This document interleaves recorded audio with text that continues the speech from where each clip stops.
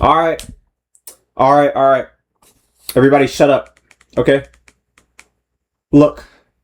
Papyrus is the knight. No way you slice it. It's him. It's not Chris. It's not Des. It's probably not Des. It's definitely not Rudy. He's dead.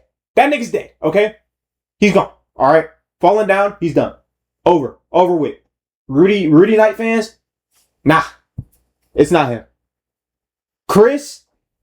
Highly unlikely. It just can't be him. There's no way for it to be him. It doesn't make any sense.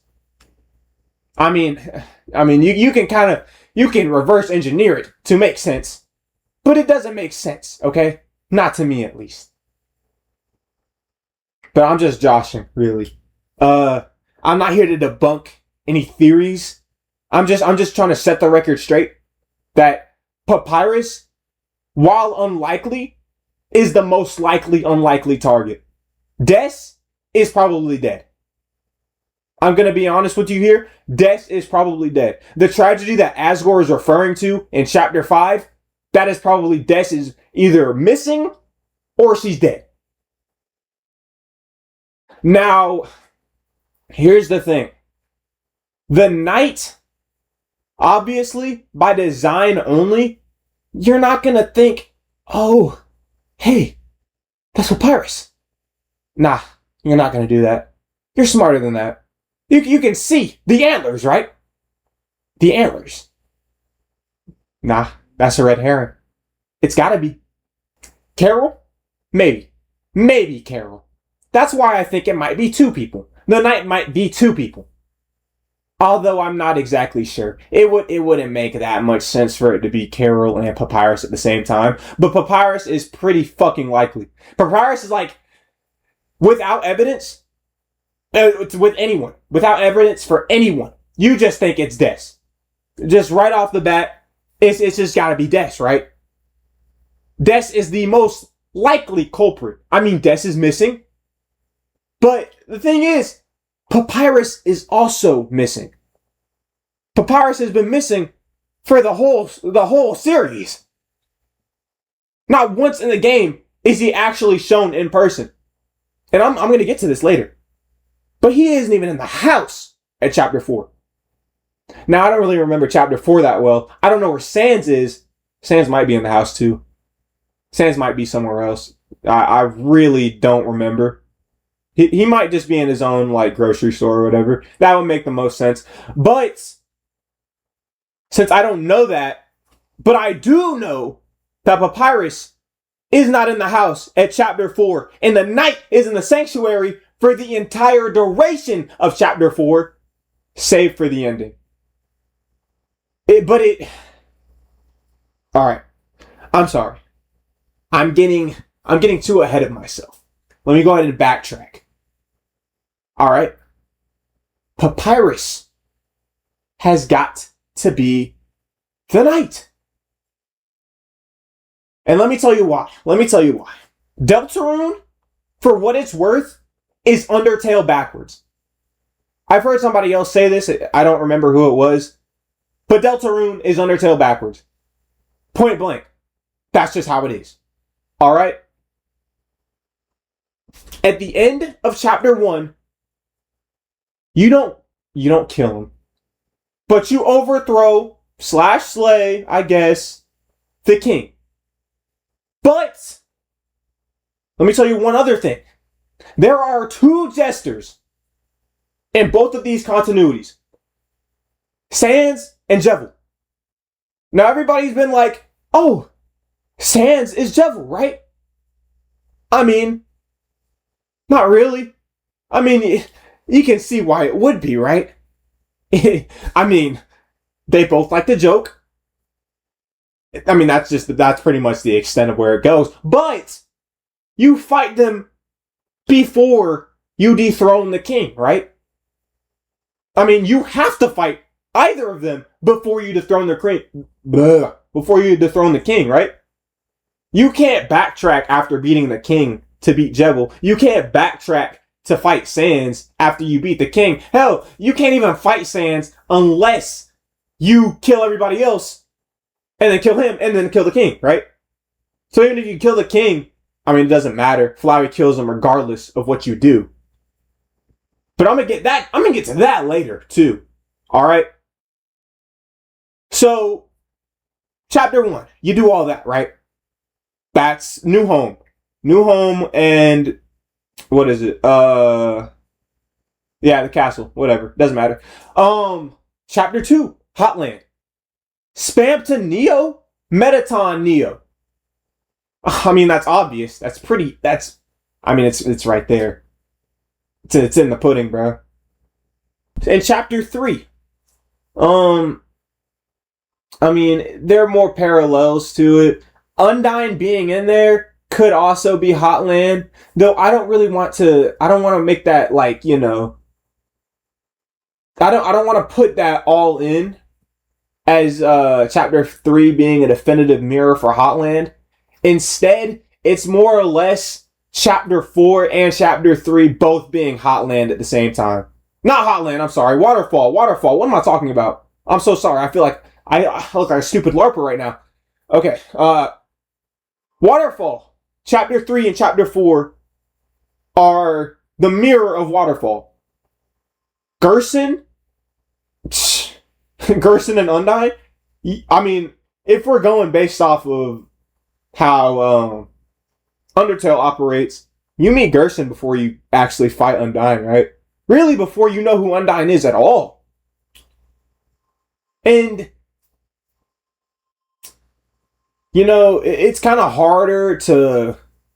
For chapter 5, it's not really black and white. And this is for a good reason, too. Because chapter 5 is completely optional. If you have played... Which I'll have a spoiler tag in the beginning of this video. So, I mean, if you don't know this, why are you here? But... Chapter 5 is completely optional. It doesn't really... It's like filler. It's filler. When you do the weird route, you skip straight to 7. You skip straight to side B of 7. Okay? Now, I don't have any information on chapter 6 and 7. But chapter 5, for what it's worth, it doesn't really match up with this casing either.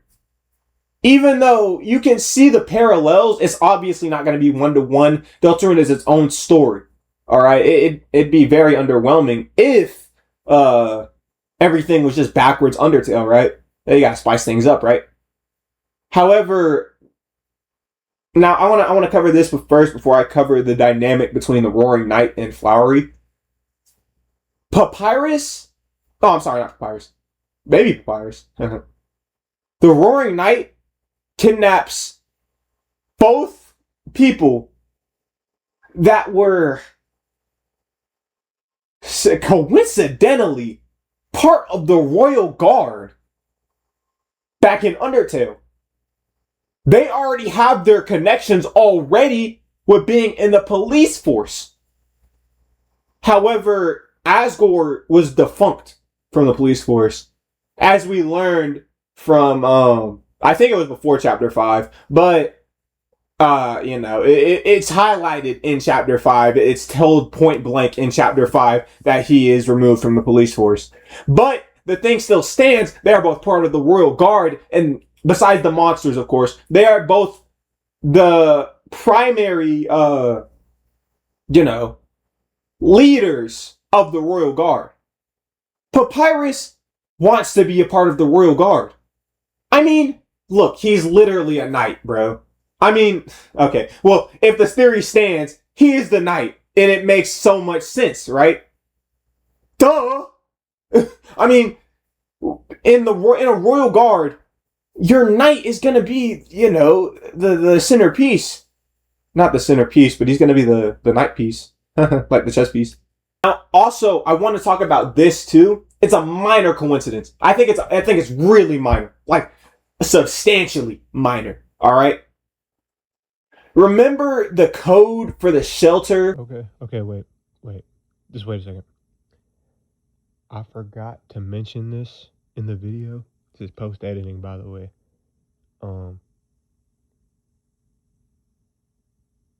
Earthbound, right?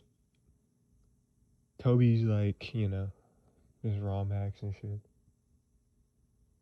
The first stuff he did before, Undertale and Deltarune. Also the one where the Starmen inspired Papyrus, right? Yeah, the game starts out as saying the year is 1990X, the same as the bunker code. He has something to do with that bunker. That's all I gotta say. He may not be the knight. He may not even be important. Actually, no, he is important. He will be important. But he definitely has something to do with that bunker. That's all. That we learn in the ending of chapter 5. 0915 199X. That is the first 5 numbers of that. That is Undertale's release date. So right there, you already know. Oh yeah, this game is like a direct parallel to Undertale, right? I mean, it says it in the trailer. It says Undertale's alternate, whatever. They're the same thing. Same sides, same, different sides of the same coin. Oh my god, I cannot speak today. So they're different sides of the same coin, right? However, that 1990X does not show up anywhere in Undertale. Not once. Okay, maybe one time. I don't really feel like going back and checking. I'm freeforming all of this, by the way. This is just going off the top of my head. That is just it all is just what makes the most sense to me, right? But out of the 2 characters in the underground that use the little undernet. Okay, well, I think it's more than 2 characters, but the main line, the main cast, Alphys and Papyrus use it. I don't give a fuck about Alphys right now. I can't even lie to you. But Papyrus, his username, get this, it's Cool Skeleton 95. Cool Skeleton 95. 95 could mean anything. This is pure coincidence. I'm gonna chalk this up to being maybe 70% coincidence, 30% a deliberate effort by Toby. Although it's really hard to say that, but come on, Toby knows. If it is, he knows what he's doing. I mean, I'm pretty sure he's not. It's not like he's oblivious to this. He made it. He made Deltarune before Undertale. I'm pretty sure he already knew what the story was gonna be beforehand, right? But the thing is, this is also a minor coincidence that kind of ties in together with those 2. It's the fact that Papyrus frequently calls you on his cell phone. He has your number. Chris is called by, it's probably Carol. Even though at the end of chapter 4, it's kind of weird for an old mayor lady to call a teenager out at the dead of night. I feel like I'm gonna pull this out of my ass just for this one. But Chris gets a caller at the end of chapter 4, and then the scene fades. It says, "Chris, don't forget you promised." Now, in Undertale, in the genocide route, Papyrus explicitly promises that he will believe in you, that they can do a little better. Now, this one is about 90% coincidence, 10% deliberate choice by Toby. And obviously, nobody knows what Toby's thinking. Look at the chapter 4 secret boss. Who was thinking that it was going to be her? Come on. But it's the little things that count. The big things are such red herrings. And I don't know. It just doesn't. It seems too good to be anybody else. It just seems like it would be anybody else, but the guy who's literally forgettable in his battle description. And another thing, if you check the night, Chris says there is nothing to learn. There is nothing to learn about the Night. And that's probably because Chris already knows the Night on a personal level. The Chris, like, you know, Chris is really into it with the Night. Not like that, but you know, the Night and him are close, right? There's nothing to learn about him. There's really nothing to learn about Papyrus either. You date him. You date him in Undertale, right? You literally go on a date with Papyrus in Undertale. Period. What is there to learn about, you know what? Actually, yeah, let me stop it right there. This might be going in the wrong direction. But just keep that in mind if it does pop up later. That is like, those two things are they're more likely to be coincidence than they are real things, but you know. Alright, next thing. I think this is the final thing. Guess what soul color you haven't changed into this entire game? The soul color that you changed into first time in Undertale. The first time your soul switches colors, this is the one you become. You become blue by Papyrus. You haven't been blue yet. And you know what? Aqua isn't even isn't in Undertale, but Bravery isn't either.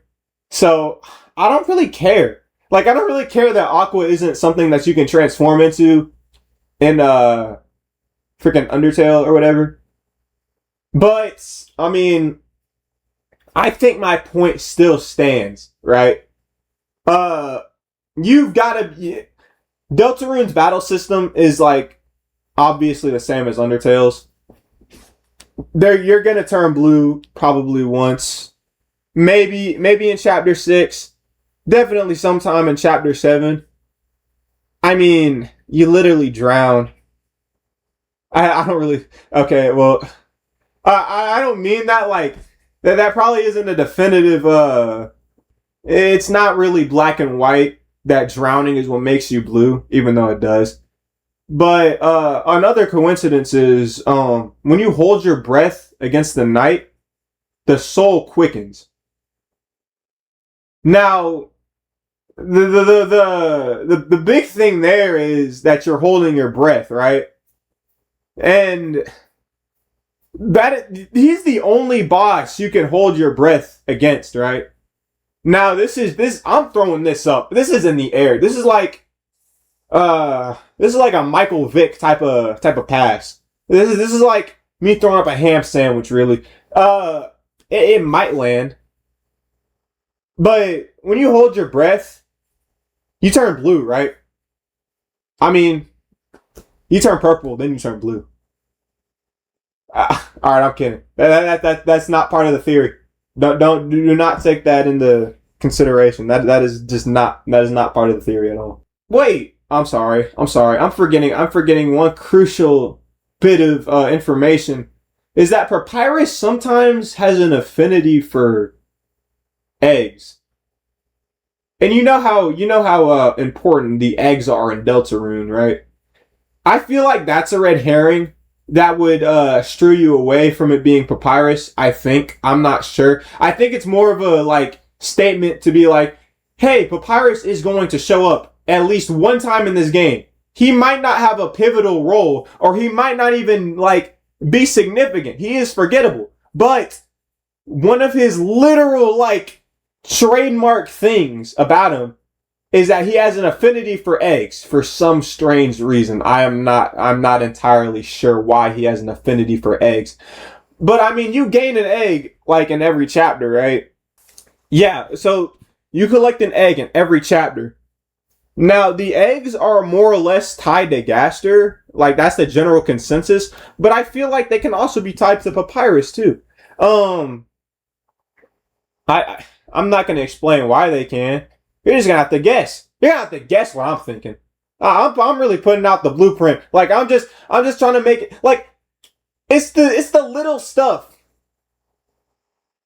And it's got to make sense, right? I mean, it doesn't have to. The fact that it doesn't make sense is more reason for me to believe that it's got to be Papyrus. Like, you're telling me that all three of the skeletons are going to have they're going to have some correlation both to Undertale and Deltarune in the same universe. Sans literally has the don't forget little paper thing at the end of chapter 5, or the start of chapter 5, my bad. He has it at the start. Susie gives it to him, and he has the don't forget thing. That's like in his little basement with the little time machine thing. I mean, everybody thinks it's a time machine. It could be. It could be like I don't know. It could be some like Papyrus torture device. I don't really know. All right. But I'm not crazy. Okay? I'm not crazy. I might be a little cuckoo, but I ain't crazy. Because all this stuff is so coincidental that it might just happen. You're telling me Gaster, the guy whose name is in the game, literally when you open the game, he has a soundtrack named after him. Another hymn. Which that another hymn could be anybody. It could be Papyrus too. Shoot, the guy talking to you, being like, darker, yet darker. He really could be Papyrus too. We don't know. But you're telling me that only 2 of the Font family skeletons are going to have big significance, while Papyrus just sits away and rots. I don't think so, bro.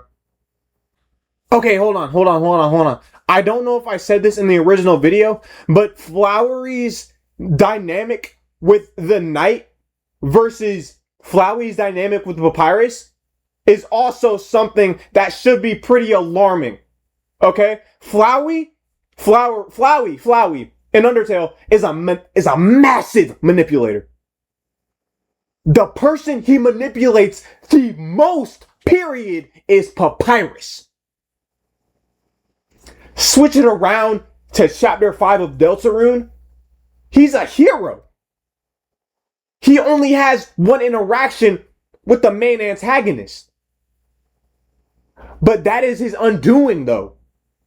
His one interaction with the main antagonist is his demise. And it just so happens to be with the guy that him in another life was manipulating. And you have Rouse in the same room as him. You can see that Toby is trying to make parallels in chapter 5. Well, not trying. He literally is making them. But them being like recognized, it's kind of up and down. Not everybody's gonna get it. I mean, it's Deltarune. Like, how many people do you know in Deltarune have reading comprehension? Exactly. But yeah.